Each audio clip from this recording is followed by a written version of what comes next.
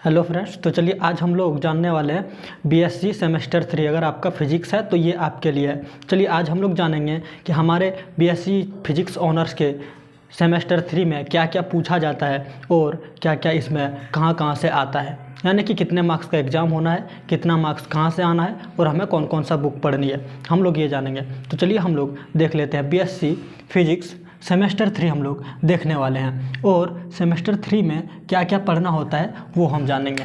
तो सबसे पहले हम लोग बीएससी फिजिक्स सेमेस्टर 3 में 3 बुक हमें पढ़नी होती है। 3 पेपर का एग्ज़ाम होना है, इसीलिए 3 बुक हम पढ़ेंगे। पेपर 5, पेपर 6 और पेपर 7।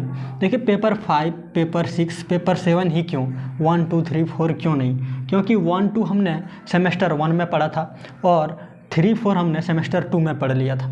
तो अब बचा 5, 6, 7 हम लोग सेमेस्टर 3 में पढ़ रहे हैं और आगे भी पढ़ना है। तो अभी हम लोग ये 3 पेपर का एग्ज़ाम जो होगा हमारा ऑनर्स पेपर का होगा। तो यहाँ से हमारा पेपर 5 से 75 अंकों का एग्ज़ाम होना है, यहाँ से भी 75 अंकों का और यहाँ से भी 75 अंकों का एग्ज़ाम होना है। और कहाँ से होगा, तो इन तीनों का मिला के प्रैक्टिकल होगा 50 नंबर का। जी हाँ, 50 अंकों का प्रैक्टिकल होना है। कितने अंकों का, तो 50 अंकों का। तो यहाँ से 75, 75, 75 3 पेपर हमारा होगा जो ऑनर्स पेपर का होगा और तीनों में से 50 नंबर का प्रैक्टिकल होगा। उसके बाद जनरल सब्जेक्ट से जो आपका जनरल होगा उससे आप लोगों का 75 का एग्ज़ाम होना है और 25 का प्रैक्टिकल होना है। तो ये हो गया कुछ इस प्रकार का। और हमारा जो सेमेस्टर 1 और सेमेस्टर 2 में होता था वहाँ पे लैंग्वेज पेपर होता था। तो लैंग्वेज पेपर यहाँ पे ना होके उसके जगह पे फिजिक्स का ही हमें पढ़नी है, फिजिक्स का ही सेक्शन 1 पढ़ना है। इसमें से 50 नंबर का एग्ज़ाम होगा। ठीक है, ये हमारा 1 हो गया। तो अब देखिए टोटल अगर हम बात करें तो टोटल हमारा यहाँ पे 425 अंक पूछे जाते हैं। तो कहाँ कहाँ से देखिए जोड़ लीजिए आप, 75, 75, 75, 50, 100 और 50, ये हमारा हो गया। टोटल काउंट करें तो 425 हो जाता है। तो हमने देखा कि हमारा कहाँ कहाँ से 425 नंबर आया, ये आपने देखा। चलिए अब हम लोग ये जानते हैं कि हमें कौन कौन सा बुक कहाँ कहाँ पढ़नी होती है, यानी कि पेपर 5 के लिए कौन सा बुक पढ़ना होगा, पेपर 6 के लिए कौन सा बुक पढ़ना होगा और पेपर 7 के लिए कौन सा बुक पढ़ना होगा। फिर हमें यहाँ भी बुक कौन सा पढ़ना होगा ये भी हम जानेंगे। चलिए हम लोग जान लेते हैं कौन कौन सा बुक पढ़ना है।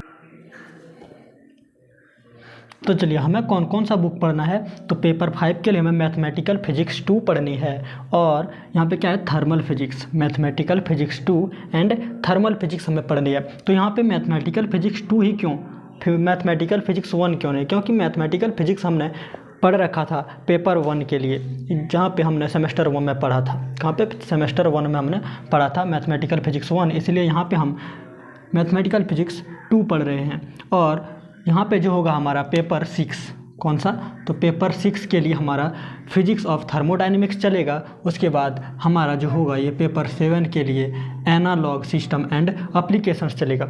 और लैंग्वेज के जगह पे जो हमने बताया था ये फिजिक्स SE1 पढ़ना है, उसके लिए हमें electrical circuit and network skill ये पढ़नी है। उसके बाद जनरल की बात करें तो आपका जनरल मैथ है तो उसके लिए आप बुक देखेंगे, और अगर केमिस्ट्री है तो उसके लिए आप देखेंगे, और जो कुछ भी है उसके लिए आप अपना देख लेंगे बुक। अगर आप चाहें तो PDF नीचे मिल जाएगा, आप देख लेंगे उससे कि आपका क्या है। मैथमेटिकल फिजिक्स के अलावा आप जो कुछ भी रखे होंगे उसका यहाँ पे PDF मिल जाएगा। ठीक है, अब चलिए हम लोग ये देखते हैं कि किसमें कितना यूनिट पढ़ना होता है। ठीक है, जनरल के भी हम बात नहीं करेंगे, तो इसमें कितना बुक हमें पढ़ना होता है ये हम चलिए देख लेते हैं। और हम यहाँ पे कौन सा यूनिट कब पढ़ेंगे ये भी हम लोग जानेंगे। तो अगर इसकी बात करें तो इसमें कितना यूनिट पढ़ना है, तो इसमें 5 यूनिट होता है। इसमें भी आपको 5 यूनिट मिल जाएगा, इसमें आपको 9 यूनिट मिलेगा और इसमें भी आपको 5 यूनिट मिलेगा। यानी कि इसमें 5 चैप्टर, 9 चैप्टर और इसमें 5 चैप्टर, इस प्रकार से हमें पढ़नी होती है। चलिए अब अगर हम बात करें तो इसमें 5 कौन कौन सा यूनिट है। चलिए अभी आप लोगों को यहाँ पे देख सकते हैं, साइड में स्क्रीन में शो हो रहा होगा कि आपको यहाँ पे क्या पढ़ना है। Mathematical physics 2 and thermal physics के लिए जो 5 यूनिट है वो आपको यहाँ पे स्क्रीन में शो हो रहा होगा, देख सकते हैं आप। इसको स्क्रीनशॉट ले लीजिए और चाहें तो आप अपने कॉपी के फर्स्ट पेज में इसको नोट डाउन कर सकते हैं। चलिए अब इसका हम लोग देख लेते हैं, इसमें कौन सा 5 यूनिट पढ़नी है। ये भी आपको दिख रहा होगा और अब उसका आप देख लीजिए, वो भी आपको दिख रहा होगा। अगर इसकी बात करें तो इसका भी चलिए देख लेते हैं क्या क्या है। चलिए इसका भी स्क्रीनशॉट आप ले लेंगे।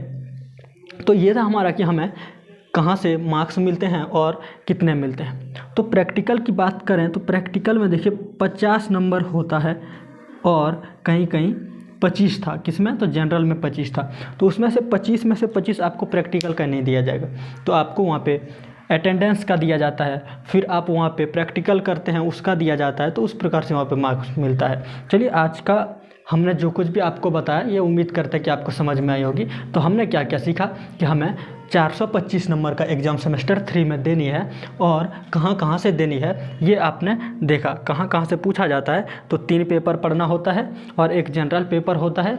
उसके बाद लैंग्वेज की जगह पे जो हमारा एक फिजिक्स का होता है वो भी पढ़नी होती है। चलिए उम्मीद करते हैं कि यहाँ तक समझ में आएगी। तो आज के वीडियो को यहीं पर रखते हैं। चैनल को सब्सक्राइब नहीं किया तो चैनल को सब्सक्राइब कर लीजिए ताकि इस प्रकार के आने वाले सारे वीडियोज़ आपको मिलते रहे। तो थैंक्स फॉर वॉचिंग, मिलते हैं आने वाले अगले वीडियो में।